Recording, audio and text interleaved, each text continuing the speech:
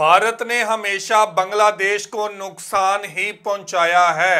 एक दफा फिर बांग्लादेश को फ्लड में डुबो दिया भारत ने त्रिपुरा का डैम खोल दिया और सैलाब से 40 साल का रिकॉर्ड टूट गया है। इतना बड़ा फ्लड आज से 40 साल पहले आया था और 40 साल बाद इतना बड़ा फ्लड छोड़ा, वो भी भारत ने, और बांग्लादेश को पानी में डुबोने की कोशिश की है। तो आज इसी हवाले से वीडियो है। वीडियो की तरफ बढ़ने से पहले आप दोस्तों से गुजारिश है, अगर आप चैनल पे नए हैं तो चैनल को सब्सक्राइब करें, साथ बने बेल आइकॉन को भी दबाएं ताकि आपको वीडियो का नोटिफिकेशन सबसे पहले मिलता रहे। चलें वीडियो शुरू करते हैं जी। 1 2 3 गो।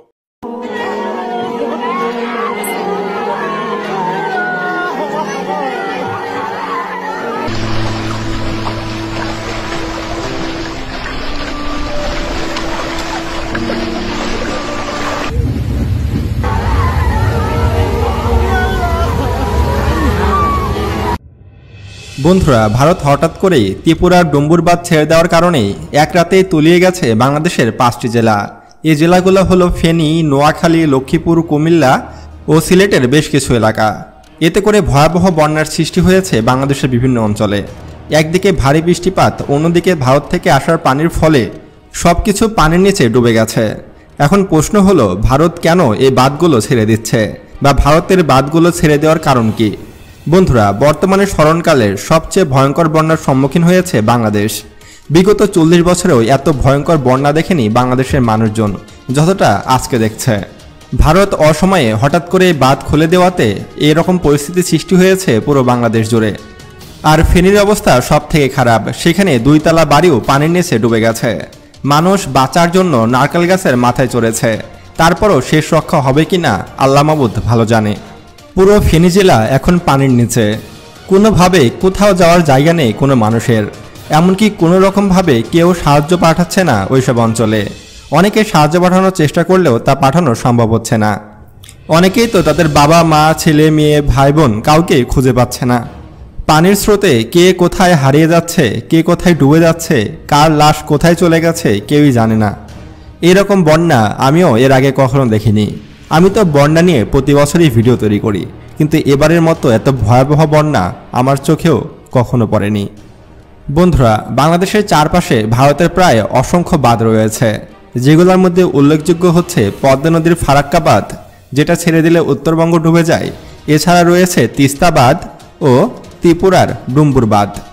এসব ছাড়াও আরও অসংখ্য বাঁধ রয়েছে ভারতের, যেগুলো খুলে দিলে হয়তো পুরো বাংলাদেশই ডুবে যাবে। যে ভারতকে আমরা বন্ধুরাষ্ট্র মনে করি, তারা আজকে আমাদেরকে ডুবিয়ে মারছে। তাহলে ভারত কিভাবে আমাদের বন্ধুরাষ্ট্র হয় একবার কল্পনা করুন। ভারত কখনোই বাংলাদেশের বন্ধু আগেও ছিল না, এখনও নেই এবং ভবিষ্যতেও হবে না। ভারত ভারতের স্বার্থে বাংলাদেশের পাশে থাকে। এটা অবশ্য ঠিক যে বর্তমানে ভারী বর্ষণ হচ্ছে ভারতের ত্রিপুরা সহ অনেক রাজ্যে, ফলে তাদেরকে গেট খুলে দিতে হয়েছে। তাদের যদি বাঁধ খোলার ইচ্ছা নাও থাকতো তাও খুলে দিতে হতো, কারণ তাদের ওইখানেও পানির চাপ অনেক বেড়ে গেছে এবং ভারতের ত্রিপুরা থেকে শুরু করে বেশ কয়েকটি রাজ্যে ব্যাপক প্রাণহানি ঘটছে। তবে যদি ভারত কোনো রকম বাঁধ না দিত, তাহলে এই পানি আস্তে আস্তে ঢুকতো বাংলাদেশে এবং আস্তে আস্তে বন্যা তৈরি হতো। ফলে মানুষ সেখান থেকে সরে যাওয়ার বা জীবন রক্ষার অনেকটা সময় পেত। কিন্তু হঠাৎ করে বাঁধ খুলে দেওয়াতে বাংলাদেশের মানুষ পানির নিচে ডুবে গেছে, যেটা বাঁধ না থাকলে সম্ভব হতো না। অতঃপর এটাই বলা যায় যে ভারতের বাঁধের কারণেই বাংলাদেশে আজকে এত ভয়াবহ বন্যা দেখা দিয়েছে। ভারত যখন চাইবে তখনই বাঁধ খুলে দেবে, এমনটা হতে দেওয়া যাবে না। ভারতের বিরুদ্ধে আমাদের কঠোর ব্যবস্থা নিতে হবে, নইলে ভারত একের পর এক এরকম অকাজ কুকাজ করে যাবে এবং বাংলাদেশের মানুষ পানির নিচে ডুবে সবাই মারা যাবে। বন্ধুরা, আপনি বর্তমানে কোন জায়গা থেকে আমাদের ভিডিওটি দেখছেন এবং আপনার এলাকার খবরাখবর কি? আপনার এলাকাতেও বন্যা হচ্ছে কিনা তা অবশ্যই কিন্তু আমাদেরকে কমেন্ট করে জানাবেন। আপনাদের কমেন্টের ভিত্তিতে আমি কিন্তু অনেক সময় রিপোর্ট তৈরি করে থাকি, তাই অবশ্যই সঠিক তথ্য দিয়ে আমাদেরকে কমেন্ট করবেন। বন্ধুরা, এইমাত্র আমাদের হাতে আরেকটি নিউজ আসলো যে ফেনীতে সাহায্যের জন্য সেনাবাহিনীর বেশ কিছু ট্রলার ও হেলিকপ্টার পাঠানো হয়েছে। তবে সেগুলো খুবই নগণ্য, মাত্র 30 জন করে একবারে রক্ষা করা যাবে তাদেরকে। এই অল্প কটা স্পিডবোট ও অল্প কটা হেলিকপ্টার দিয়ে কখনোই সবার জীবন রক্ষা করা সম্ভব নয়। তাই আমাদের সকলেরই উচিত এখন ফেনীবাসী ও অন্যান্য অঞ্চলের মানুষের পাশে দাঁড়ানো। এই বন্যার সময় যদি আমরা তাদের পাশে না দাঁড়াই, তাহলে হয়তো কয়েক লক্ষ মানুষের প্রাণহানি ঘটতে পারে, যেটা আমাদের জন্য হুমকি স্বরূপ। তাই আমাদের উচিত এখনই তাদের পাশে দাঁড়ানো। যার যতটুকু সামর্থ্য আছে ততটুকু দিয়েই আপনারা আপাতত পাশে दारान। দেখা হচ্ছে পরের ভিডিও। जी व्यूवर, ये थी वीडियो और आपने देखा कि कैसे भारत की आबी दहशतगर्दी जारी है। भारत कैसे बांग्लादेश को नुकसान पहुंचाने की कोशिश कर रहा है। पहले तो डैम बनाकर पानी को चोरी किया जाता है, बांग्लादेश के हिस्से के पानी को भारत में रोक लिया जाता है और उससे छोटी छोटी नहरें निकाली जाती हैं। बांग्लादेश को पानी नहीं दिया जाता और जब बारिशें ज्यादा होती हैं तो वही पानी डैम खोलकर बांग्लादेश भेज दिया जाता है डूबने के लिए। बांग्लादेश के अंदर इतना ज्यादा फ्लड आया कि आज से 40 साल में इतना फ्लड नहीं आया। 40 साल का रिकॉर्ड तोड़ दिया है, इतना पानी छोड़ा भारत ने और बांग्लादेश को नुकसान पहुंचाने की कोशिश की जा रही है। बांग्लादेश को बार बार दचके दिए जा रहे हैं। बांग्लादेश के अंदर जो सेटअप आया है इसको नुकसान पहुंचाया जा रहा है और शेख हसीना वाजिद की हुकूमत में ऐसे ही भारत ने दहशतगर्दी की।